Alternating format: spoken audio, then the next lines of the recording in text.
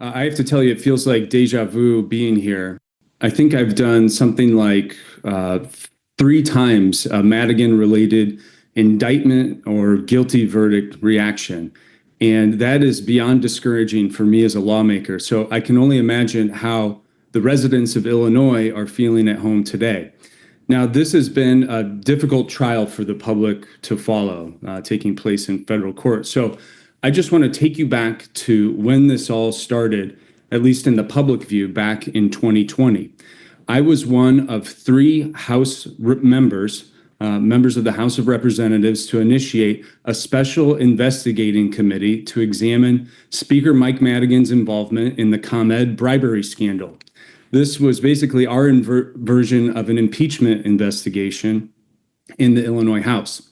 At that time, we had a rank and file legislator, Chris Welch, who was appointed to serve as the chairman of that committee. He called the process a sham. He chose to end the investigation that we convened after just hearing from one witness. And in return, he was rewarded with becoming the next Speaker of the House in the state of Illinois.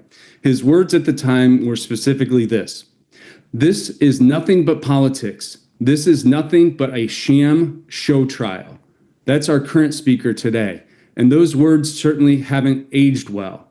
And neither did the standing ovation that he delivered for Mike Madigan after he was sworn in the Illinois Convention Center.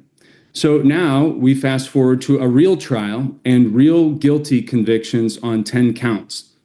And it's frustrating because our efforts could have put a stop to this situation many years ago if we had cooperation from the majority party to support ethics reform and to investigate the pattern of corruption that has now been on full display for Speaker Mike Madigan.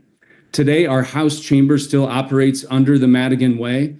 The rules of the House were written by Mike Madigan. The legislative districts were drawn by Madigan staffers. It's the same amount of absolute power perfected through the Madigan playbook, the 13th Ward playbook, that is still consolidated in the office of the Speaker.